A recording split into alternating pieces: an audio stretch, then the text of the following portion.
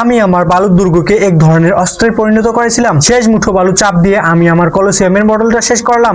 আমার অস্টিওপোরোসিস ছিল, তাই অন্যদের মতো কিছু বানাতে আমাকে অনেক বেশি কষ্ট করতে হতো। কষ্ট করে উঠে দাঁড়িয়ে নিজের কাজটা দেখছিলাম, ঠিক তখনই স্কুলের বুলি ছেলে ব্রড দৌড়ে এলো।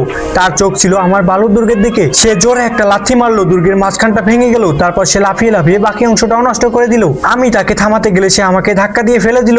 কাঁধে প্রচন্ড ব্যথা পেলাম, আর ব্রড হেসে বলল, তোর হাড় তো দুর্গের চেয়েও বেশি ভঙ্গুর, নিচে পড়ে থাক, না হলে সেগুলোও ভেঙে দেবো। আর সে চলে গেল। আমি রাগ আর কষ্টে কাঁদতে লাগলাম। তারপর আমি সৈকতের পাথরের কাছে গেলাম, অনেক কষ্টে একটা বড় পাথর আনলাম, তারপর আরেকটা, তারপর আরো কয়েকটা। সব পাথর জড়ো করার পর সেগুলোর চারপাশে আবার নতুন করে বালুর দুর্গ বানাতে শুরু করলাম।